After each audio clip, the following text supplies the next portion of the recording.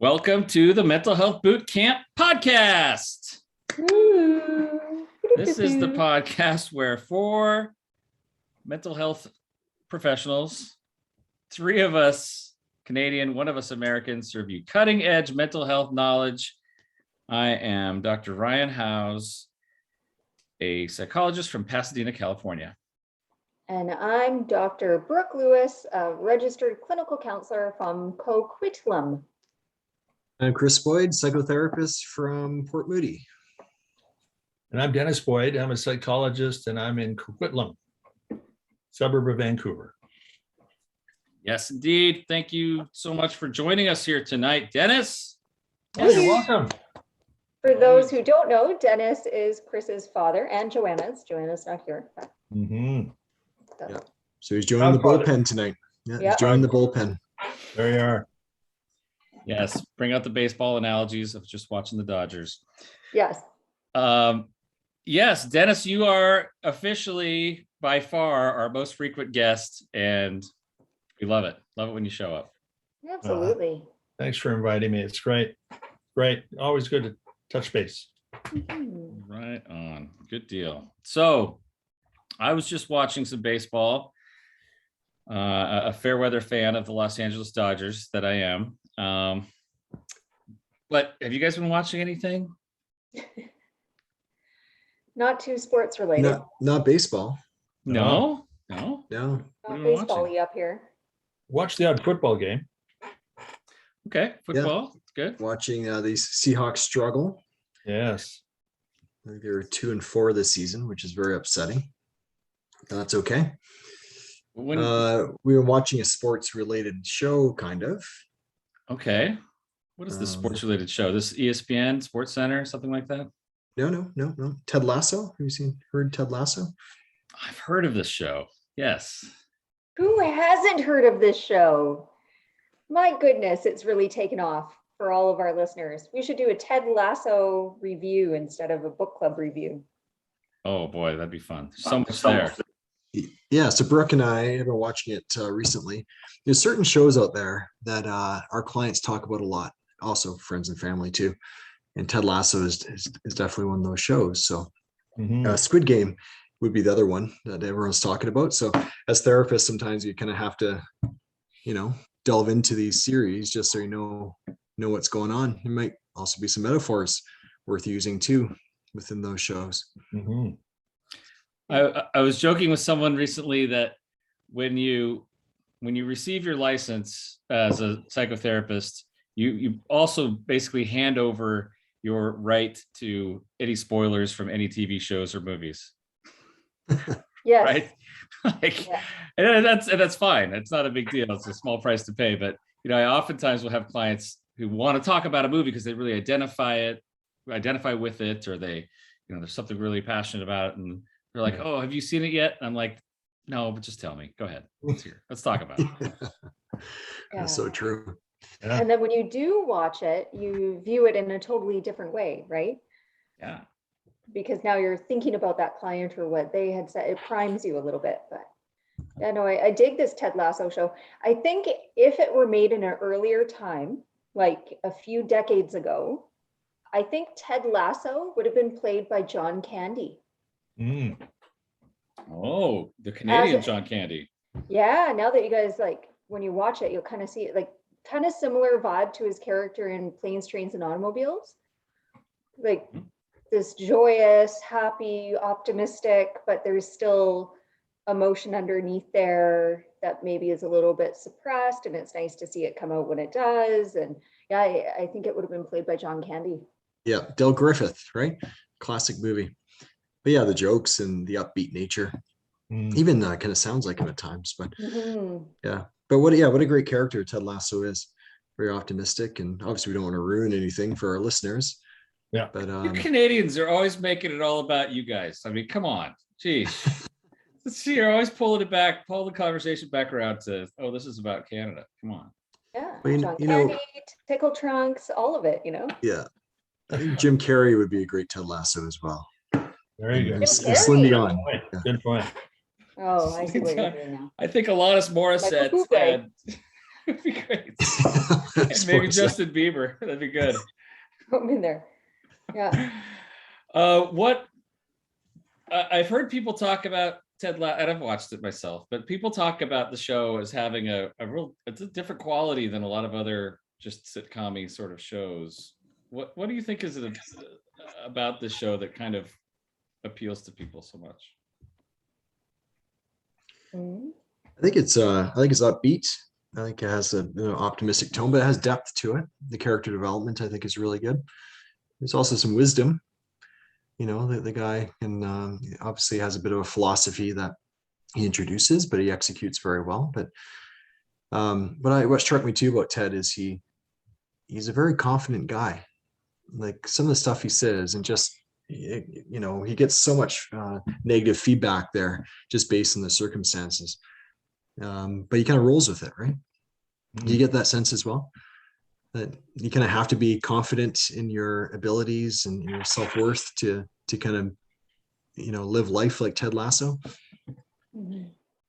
He also is Yeah. vulnerable. There's some vulnerability there with his marriage breaking down and the pain that he's experiencing around that. I think that's early enough in the first season that we're not spoiling it for too many people, but we're getting a little bit of a reality check there for him.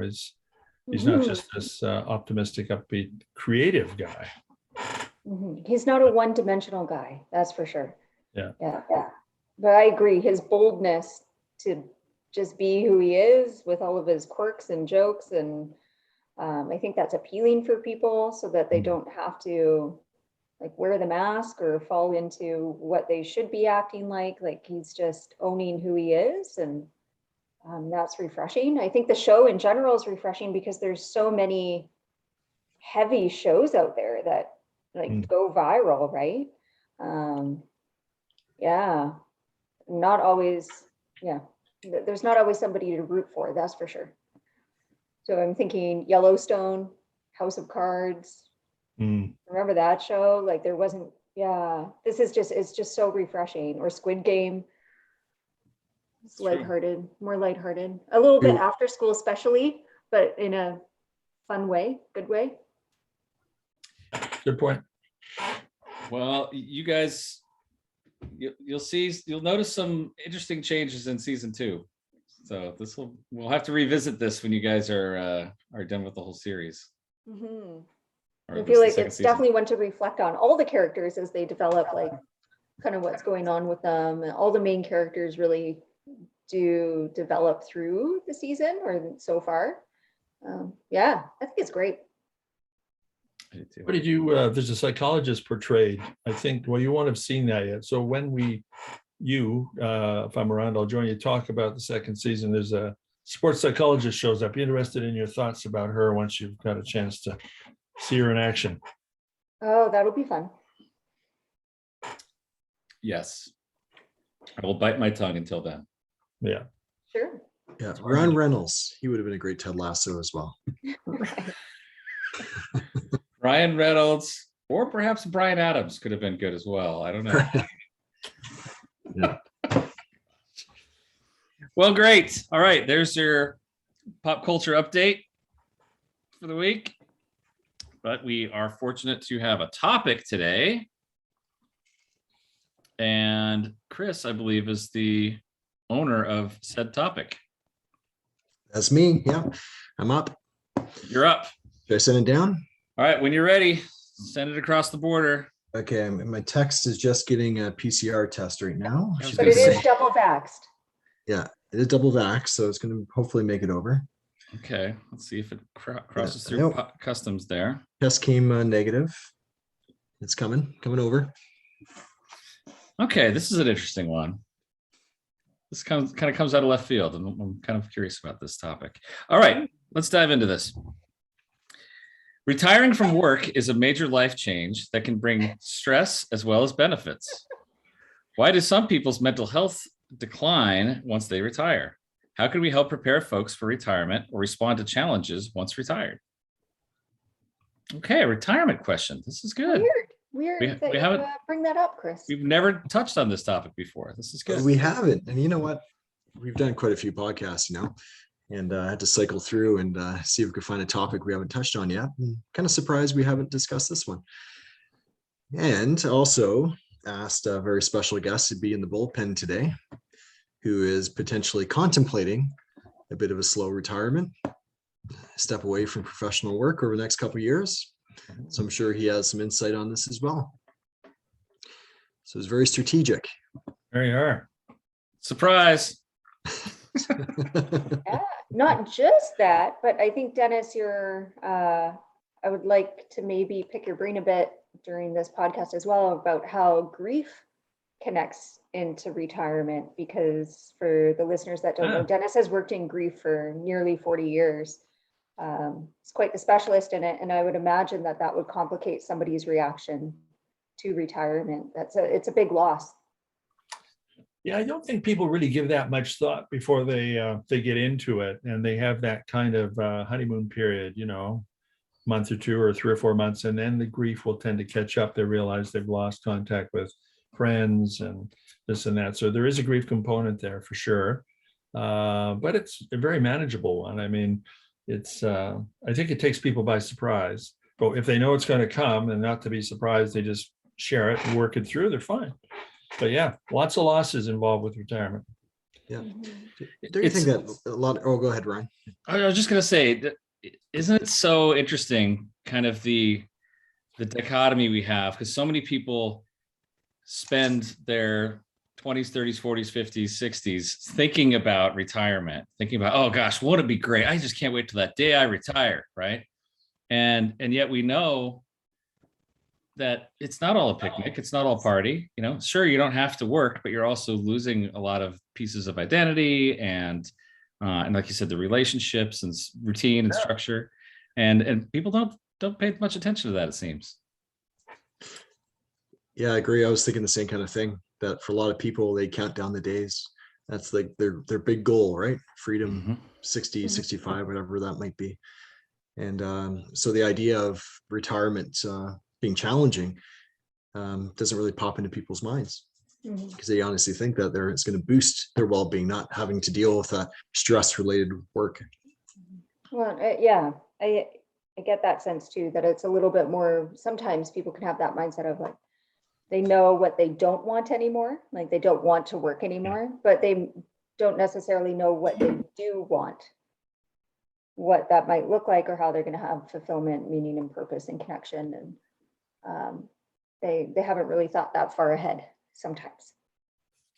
Yeah, you get a lot of people, I think, that don't enjoy their jobs that much, and they can't wait to stop for that reason. And that in itself is a relief, I suppose. But if you don't have a few other things going on, letting go of something you don't like isn't the solution, because you still got to live, right? You got to still.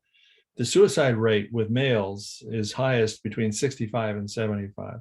And I can't help but think that there's something to do with a poor adjustment to retirement, perhaps. People who invested too much of their lives in their work, and we know it's hard not to do that to some degree.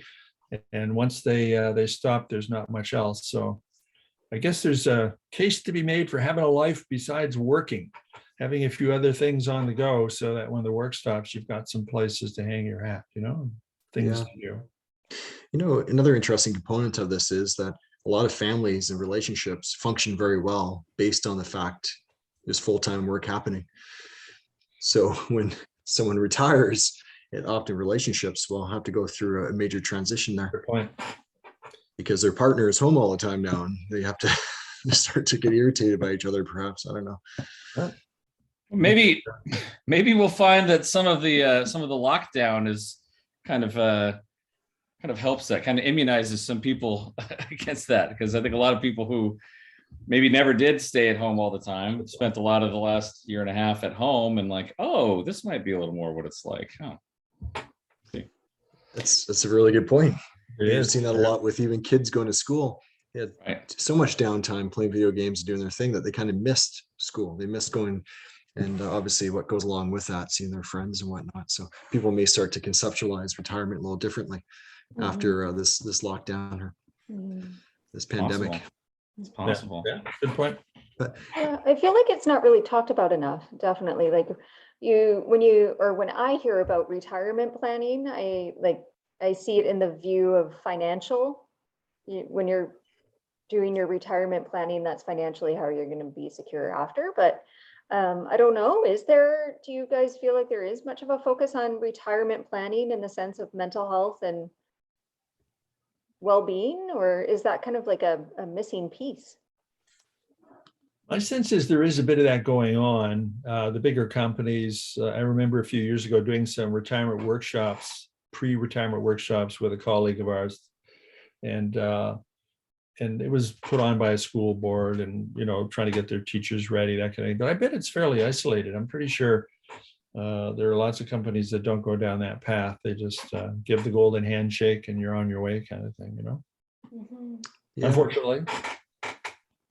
Yeah, I think there's so much to this because, and actually, first and foremost, it's not always the case that people have challenges after retirement. Brooke's dad, for instance, he's been retired for a few years, 4 years, and absolutely loves it. Like he has not missed work at all. And maybe we can talk a bit more about how or why that's been such a success for him. But I think there's a lot going on here. Like I have a client I work with who's been in a car accident and she's been off work for a while. And so she finally is working a bit part-time during the week. And she's like, when I work, my mind is focused and I don't get lost in the rumination and fixation. So I imagine that a lot of people, when they work and have these careers, they're not, that their mind is in the moment. They're focused on completing tasks and whatever that might be. So when things slow down a bit, that's where they can maybe have to face some underlying stuff that's been lingering under the surface for a while. Mm. Why do you think Brooke's dad is doing so well in his retirement? Because he tells us all the time.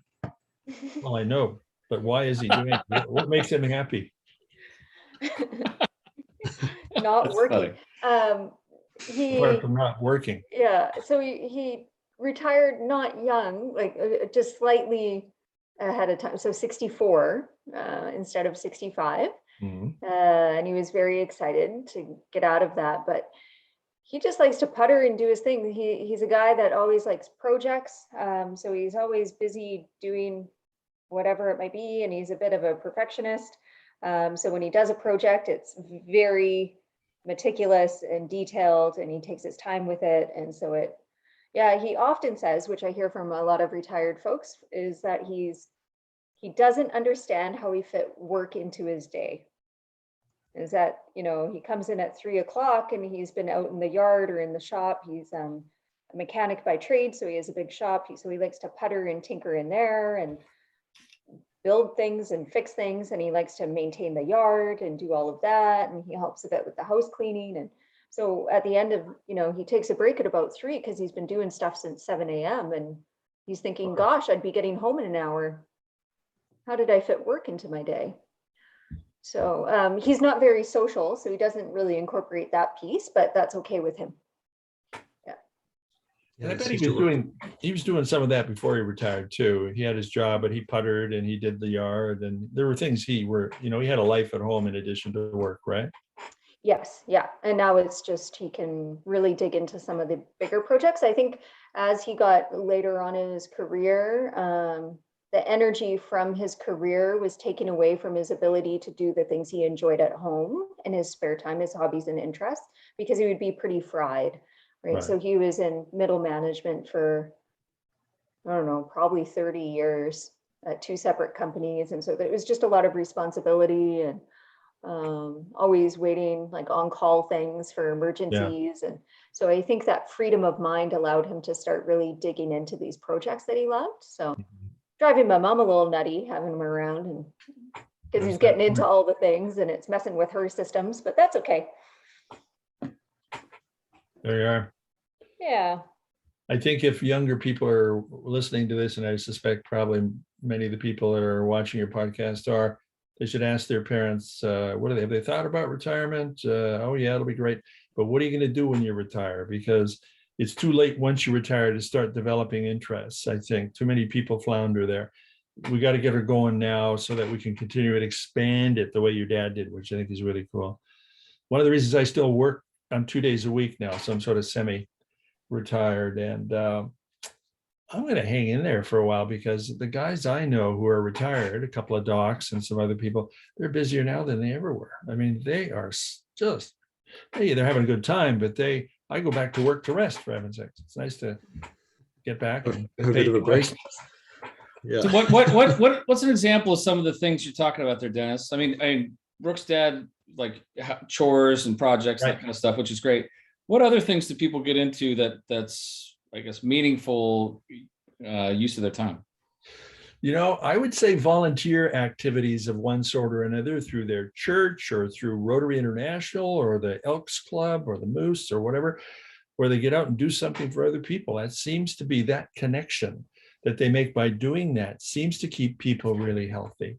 So I would suggest something like that. We're in Rotary. Maureen and I have done it for a number of years, and we've got little jobs to do here and there, and that certainly helps fill some of the time. So volunteer activities comes to mind right away, Ryan. That's great. That's great, because I think what I'm going to just beat Chris to the punch here, because I'm sure is going to pull out the Viktor Frankl card at some point. But I would think that having meaning and purpose is a very essential part of this. I mean, and regardless of where that comes from, I think something that gives you a reason to get out of bed in the morning, gives you something to say, yes, I'm working towards something, or I'm looking forward to something is pretty essential, isn't it? I agree. Yeah, for sure.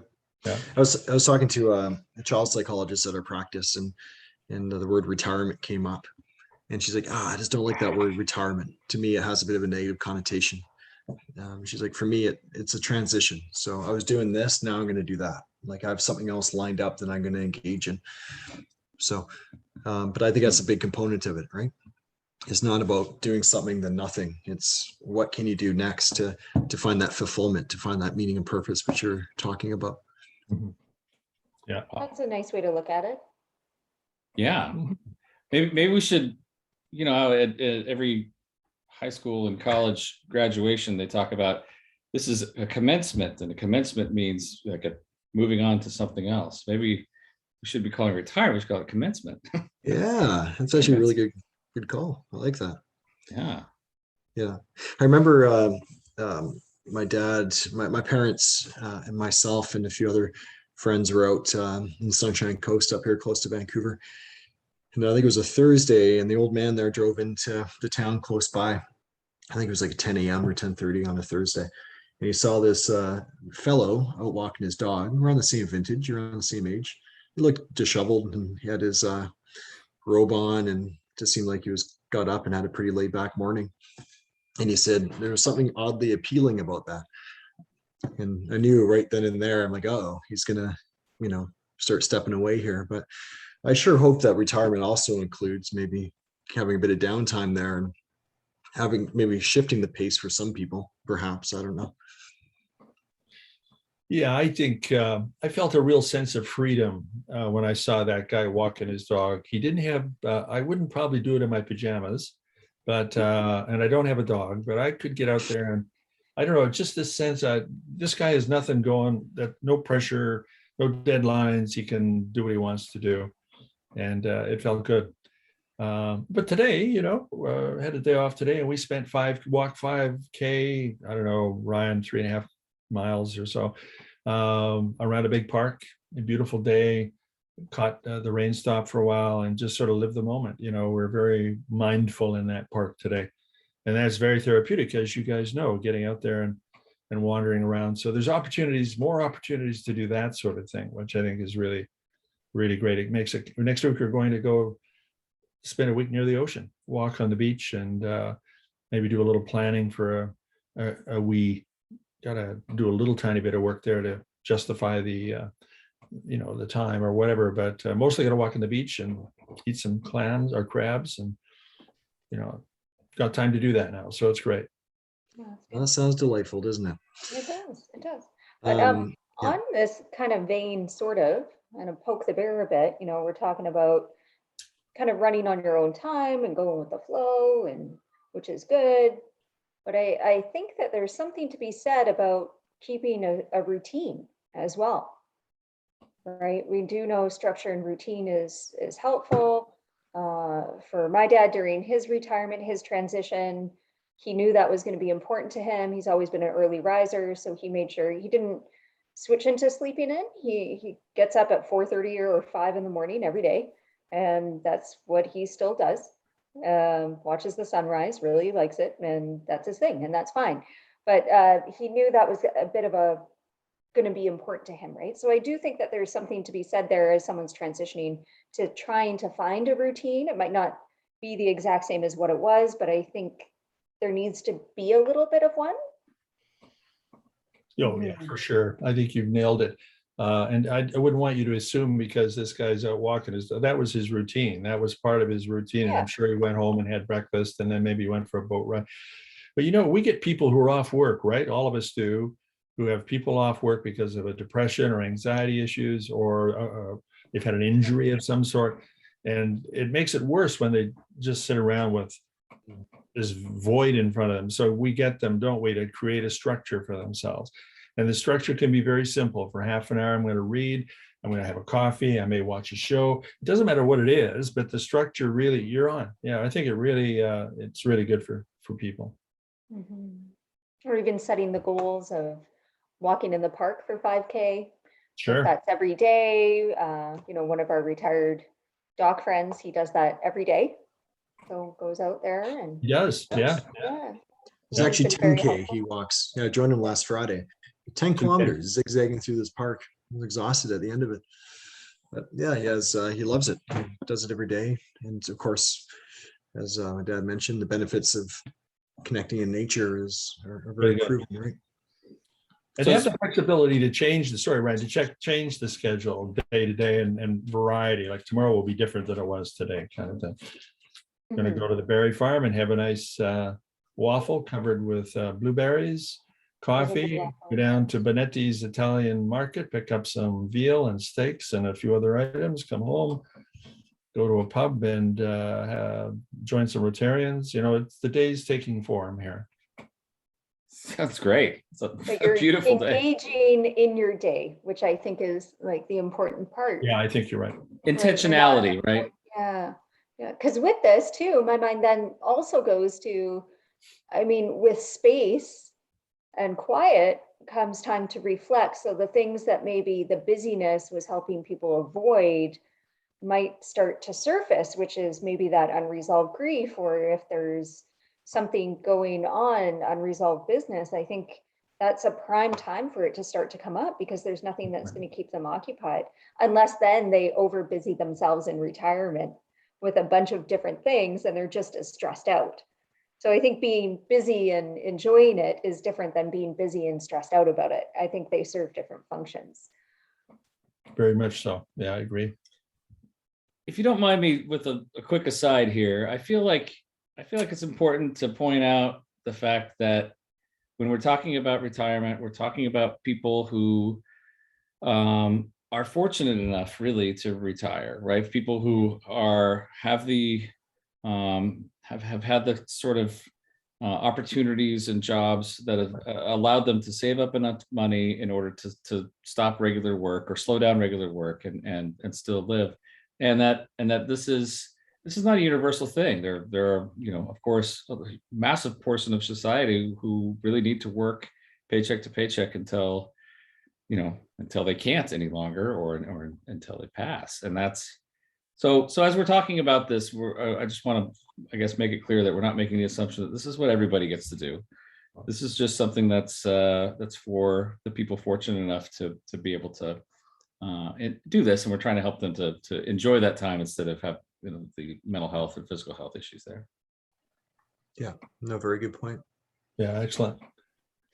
Yeah, there are some people that they retire, then they actually have get another job. They have a job that they always kind of wanted, go down to Home Depot and help people out. Or anyway, Dad was canning beer there one day or 2 days a week a while ago at her brother's brewery. Or Brooke has mentioned that she may want to go and work at the tasting room at a winery. Yeah, it'd be so great. I think Joanna or even myself would like to go maybe be a park ranger again. That'd be kind of fun. But some people will actually go back and do something on the side, just because maybe they don't have those other opportunities, or maybe they don't want to pursue those other areas of meaning. I think you're onto something there. I think a lot of people go back to work doing some things because economically they want to or need to. And I think they feel healthier because they enjoy doing that. They've made that choice to do that. The other thought that came to mind, Brooke, was when we talked about the grief earlier, we know that when a loss occurs in the present, the old losses tend to come back to visit. Exactly. So that can be part of that grief experience that people are going through the adjustment. They're going to be remembering somebody who died 30 years ago, 20 years ago. To not be alarmed if that happens. It's just your psyche, your brain, your heart is catching up to you now. And you have a chance, write it down, talk about it. You'll grieve now, which you didn't get a chance to finish up later, and you'll be fine. You know, we don't need to be intimidated by that. I think it definitely scares people. Like, why is this coming up now? And I thought I had dealt with this. And yeah, and especially if people have been really avoiding their whole life through a very busy career, that could be very flooding for some people, immobilizing probably. Yeah. So to speak to the structure, Chris asked the question, why do some people's mental health decline once they retire? And I think we're addressing some of that here, right? There's grief, there's a loss of structure, there may be a loss of some of the relationships. And I guess, yeah, we've talked a bit about those loss, maybe loss of a meaningful endeavor to wake up to.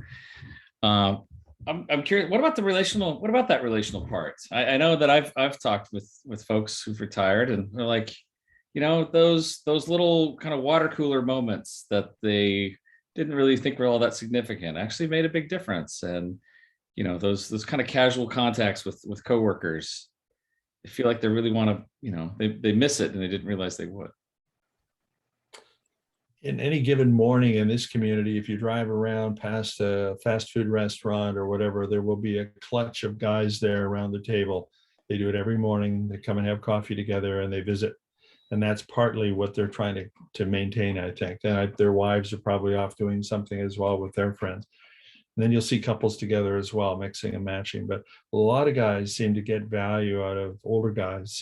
And let's keep in mind here, we're talking about aging as well. I mean, you guys are all young enough that that's far away now, but I'm at a point where you get up to a certain age, your friends are ailing, they want to talk about health issues, some are very sick. So retirement comes with health changes as a rule too for a lot of people. And so there's adjustments to be made there. But anyway, that distraction or that connection they get there, go to the brewery, whatever, you'll see some in the pubs as well. And that may be the guys who are trying to tune out from some stuff, maybe if they're staying the whole day there. There's a variety of things going on, maybe. Yeah. A few episodes ago, episode 40, we talked about the book Loneliness. Was that what it was called? No. Together, right? Together, which was about loneliness, right? Yeah. And in that book, he talked about the fact that there was a growing need for, especially for older men, because they tend to have a harder time reaching out socially. But there's this movement, and I think it started in Australia and maybe it's moving to Europe, called the men's shed, where men would get together and like build things, and they'd sell those things, and the profits would go towards maintaining the men's shed. And kind of the idea was, we'll focus on this other thing, this project that we're working on, and in the meantime, we'll be kind of bumping shoulders and building relationships while we're there, and that becomes kind of meaningful. It's the same thing you're talking about there, Dennis, with the guys sitting around having coffee, or you picture the older guys in the park playing chess, or any number of different scenarios where there's some connection, and that's necessary, isn't it? Pickleball making a comeback. Yeah, is it ever? Like the benefits of that game, my goodness. I've been playing pickleball lately, and I swear the average age is probably 67. Very humbling experience, getting beat constantly by these older men and women. But the connected piece of it, they show up, they set up their chairs, they cycle through games, and they hang around and chat after. They find a spot in the park, and they're there for hours. It's really neat to see. often on the weekends, but some actually show up every single day if the weather permitting, Yeah. and hang Wow. out together. Same with, Yeah, and then yeah, oh, and then I've seen the cardiovascular benefits, of course, just the fact they're out there moving and out in nature, might be rec centers as well. But yeah, there's going to be I'm sure they're going to study that. The benefits of that are going to be vast. mhm. Yeah. Yeah, I was going to tie that in a little bit just to the, like, what I call my home gym. It's not in my home, but the gym that I've belonged to my entire life there has a very diverse age population. So we actually have quite a few senior citizens with memberships there, and they all know each other. And they all kind of come around the same time. It's typically in the morning, not too early. So they're not getting the people who are hardcore working out before they go to work. It's after them, but before lunch. And they do their workout and they chat while they're there and they tell some jokes and they're very friendly. They're great. And then they go to the pub and they have soup and sandwiches and coffee together. And they connect and they celebrate each other's birthdays. And they've kind of figured this out, right? They're creating a community. And I think that's so great. And it's so important. So, Yeah. Yeah. For sure. Yeah, my dad mentioned that the pubs, like there are some people that go to that pub every single day as well. They sit around the wood of that bar Yeah. and they drink every day. And of course, that can be so damaging in so many different ways, right? But you're right. Some people are adapting in such a healthy way, and others are not, right? Yeah. Yeah. Because it's also, I think, a big loss that Dennis, you mentioned at the start, but we haven't quite really touched on, is that loss of identity. So often, especially in our culture, it's, you're so tied to what you do, not who you are. And having that really adjusted or shifted or changing for you is, I think that's very tough for a lot of people. I think you've nailed it. I think a lot of trades guys and others, their whole identity is tied up in what they do, some professionals as well. But I think it's connection. If you have connections is through what you do, but you also have connections with family and with friends and other communities. If you're part of a bunch of communities, I think you're going to be a lot more successful in the transition, any transition really.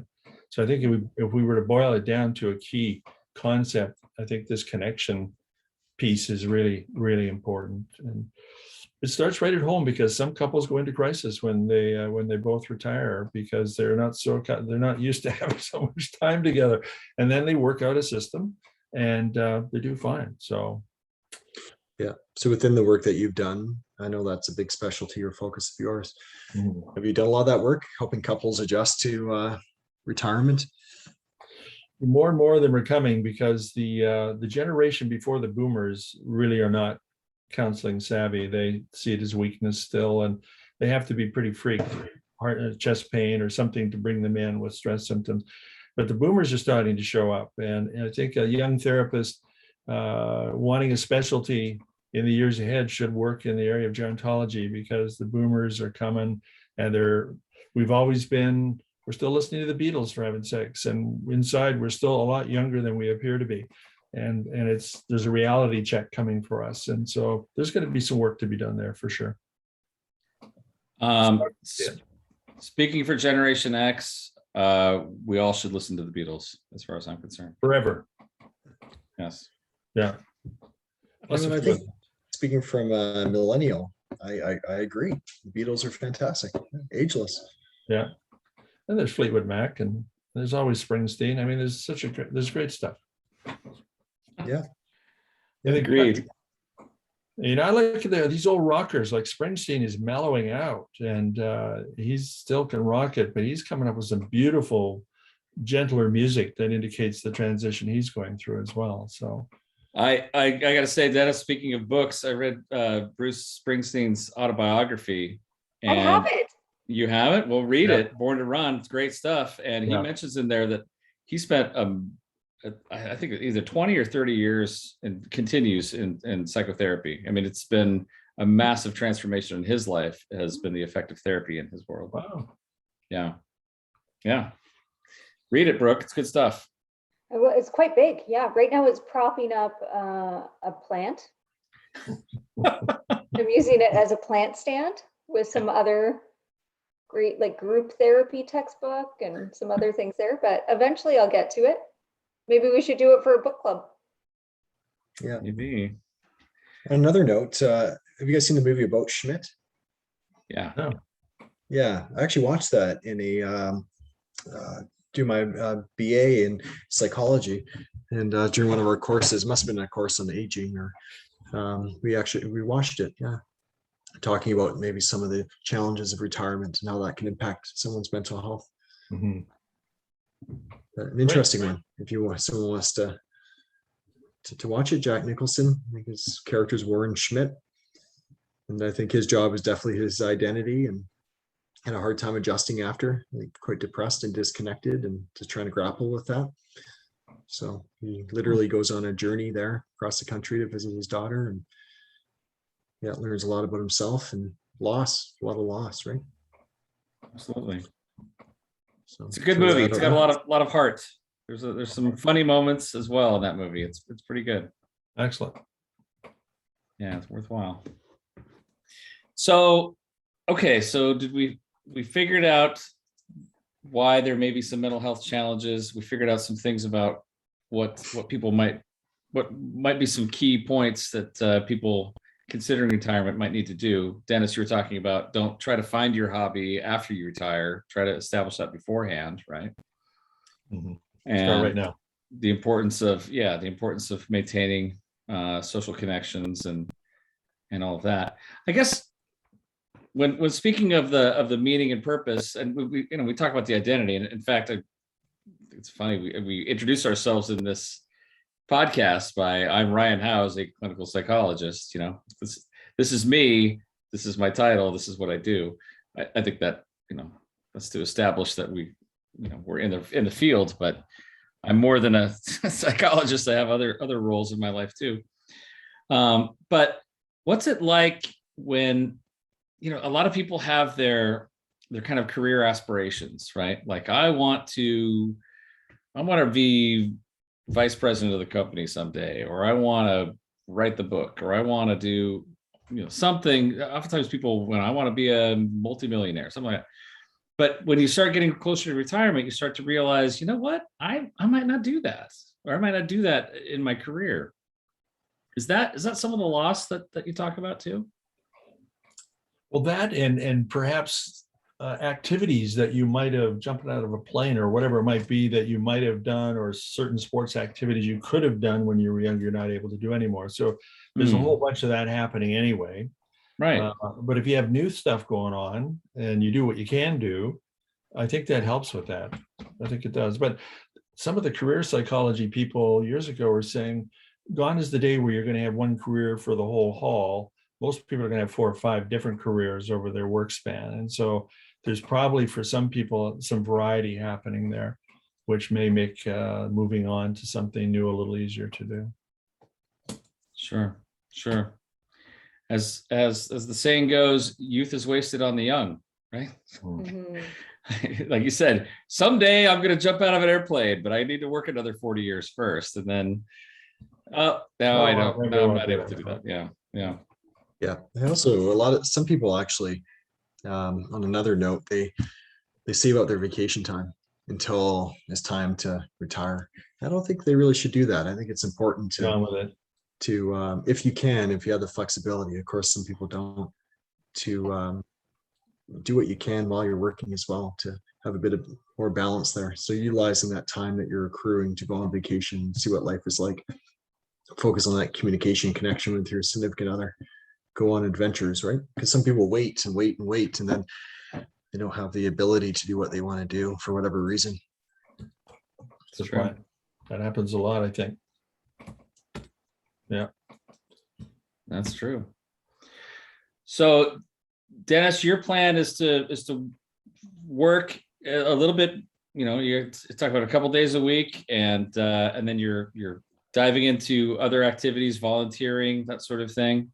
Yeah. And that, that and other social connections, you're hoping that's what's going to keep things interesting for you. I mean, you said before that you're no less busy now than you were prior to semi-retiring, right? Right.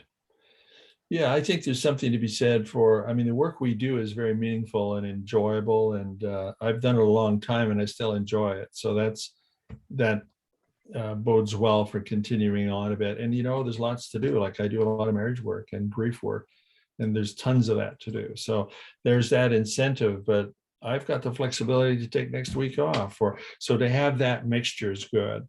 But we're trying to reach out to old friends, keep in touch with people. It's that connection again, try to make some new friends, and so hopefully that'll help. We'll talk about it again in a few years and see how we're doing. On Great. the 80th edition of the podcast, we'll have to return to this topic. There we go. Not sooner. Okay, that's good. That's good. Yes. My dad's an attorney, and he kind of did similar to you, Dennis, kind of slowed things down a bit, also did some judging and mediating on the side. And I think he'll always be doing something. That's just kind of his mindset. I always want to have some kind of iron in the fire there somewhere. Yeah. Whether that's mentoring or working or some of these other side projects. And I think it's great, keep some sort of momentum going there, It's wonderful. So you guys keep it in the back of your minds. It's coming down the road. It comes all too quickly. So give a little thought to what you're going to be doing as you're all gearing up and in the middle of your careers now. But don't be afraid, anybody, take a little thought, a little time about doing a little planning down the road so it doesn't bite you when the time comes. Okay, I'm going to put the other guys and myself on the spot. Little thought exercise. How would you like to spend your retirement? What do you picture or envision your own retirement goals being? Yeah, so I do think about this, not a big shocker because I think about things well in advance, but no, I think I would definitely move more towards volunteering, but being more active in local boards, like being in a director in different boards locally for nonprofits or organizations to help. Because I feel like what we do is very important work. It really is, but it's a very micro level. And I would like to eventually make a step where I could help on a more macro level to be a decision maker or influence something on a bigger scale. And it's just not something that I like. Yeah, my schedule won't allow for that right now. So, board member. Right on. I think for myself, kind of similar. Like I think I'll definitely have a hybrid approach down the road, maybe similar to the old man. But to be nice to do some projects like mental health. There's so much work to do, it seems. So that might be writing, or might be presenting, or it might be maybe online programs, or revamping our mental health bootcamp program. But doing something to help impact people. Also, we're Rotarians, and there's just lots of good work, or lots of ways to make an impact. So contribution, I think, stands out to me. But a lot of vacation time, a little bit more downtime would be nice. We actually have a Rotarian friend who presented at our club on Wednesday, and he mentioned that he had retired at the age of 48. Wow. I don't Really? think I don't think he worked it out, and he's not, I think my impression, Dad, correct me if I'm wrong, is he's not financially like wealthy. He just realized how much he needed to retire and live comfortably. And then he's gotten really involved in terms of volunteering. So. Wow. Also traveling. Yeah. He's just busy now. He's a very busy guy, and particularly in his volunteer work. So he's just transferred his energy from work to volunteering and travel. He's going down your way for a month with his wife and motorhome, to spend a month or so in the warmer weather. And he likes to get on a bike and go touring with buddies. So he mixes it up really well. Holy smokes. That's really wild. For me, a few things. I'm not supervising anyone now, but I have supervised for the majority of my career, and I love training young therapists and mentoring therapists in the craft of therapy. So I think for me, if possible, I would love to be in a teaching or mentoring role with or supervisory role with therapists. if and when, when I get to the retirement age. I also don't really see myself, if I have the mental capacity, I don't really want to stop doing therapy. I love the work, like Dennis said. And I actually had, I did an internship at a place called the Wright Institute, and the founder of the Wright Institute, she was a therapist who continued to see clients until she died at 101. Oh, And she was a great psychoanalytic therapist and did fantastic work. And it was, she was able to do the work, and people kept coming to her. I mean, she wasn't working 40 hours a week, but she was doing some work. So I'd love to do that. And I think the two other things I want to do, I have a lot of things I want to do when I retire, I guess. I really want to get more into writing. I'd love to write more kind of stuff about therapy, but I'd love to actually explore writing fiction some more. And because I love the flow of writing when you get into that zone, which feels great. And I've also been a runner through a lot of my life, and long distance running is something that people do until much later life. And I would love to keep engaged with running as kind of a side hobby, and also a social thing, and a way to stay healthy. So yeah, I've got a lot of plans for retirement. sounds like it. Yeah. Gosh. Yes, I wish I could retire at 48 and just drive my RV around. That sounds pretty cool. Yeah. My goodness. I feel like genuinely, like I would almost prefer to win the lottery than retire, if that makes any sense. And I would then just do everything I'm doing for free. Like I would probably still see clients 1 or 2 days a week, and I wouldn't charge them. Like I would vet them to know that these people need therapy and they can't afford it. And you bet I'm still going to do that. Like it's been a bit of a life motto. Like I really don't want to do anything that I wouldn't do for free. That's a nice way to look at it. Yeah. Like, so in many ways, that's how I view retirement. Like if I no longer financially need that, then what can I do with that freedom to impact others in a positive way? Nice idea. Charge them at least $10 a session, because they'll work harder in their therapy if they pay you something. That is true. They don't work as hard otherwise. I was talking to the registrar of our college today about a matter, and I said, I'm getting up, and I'm wondering, are you still letting old guys work as psychologists? And she said, you're on the lower end of the age bracket of the registrants. There's a whole whack of people older than I was. Okay, well, that takes care of that. So I don't have to worry about being drummed out of the group. I can keep plugging away. Well, that's a good news and bad news. We thought that once people started aging out or retiring, that they would change the bylaws. So some younger people like myself might have a better shot at getting into the college. I think that's coming. I think that's coming anyway. There's something afoot. Yeah. I think there. This is a America-Canada difference. Is there like a limited number of people who can be a part of the? No, but the bylaws for registration won't acknowledge the institute that I went to school for my PsyD, even though there's been three psychologists in our practice. The practice has 21 or 22 people. 3 of them had done that program and registered with the College of Psychologists. So I did the following the footsteps of the giants that go before you, and but by that time they changed the bylaws and they will no longer acknowledge that program. Halfway through. Yeah. So anywho, waiting for them to switch the bylaws back. Nasty. It'll get there, I'm sure. And if not, that's okay. It's just a title. It's fine. Yeah. Fine. There you are. Well, gosh, I feel much more educated about retirement. I feel much clearer on what I need to do as I face retirement, and I'm going to continue to develop my hobbies and my social circles. Thanks to you, Dennis. And I feel like we answered the question. Chris, did we answer the questions?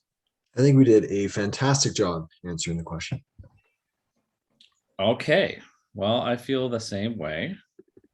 Dennis, once again, thank you for joining us.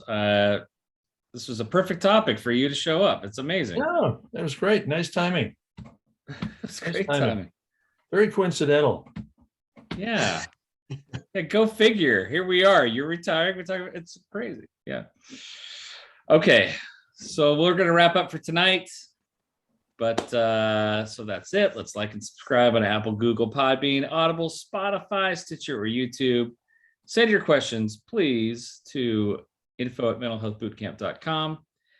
Visit us on Facebook or Instagram. Tell a friend or two, and have a wonderful week. And dream of a healthy retirement, everybody. Here you are. Bye, everybody. Thanks for listening. Take care. Bye. Thanks for Bye. having me.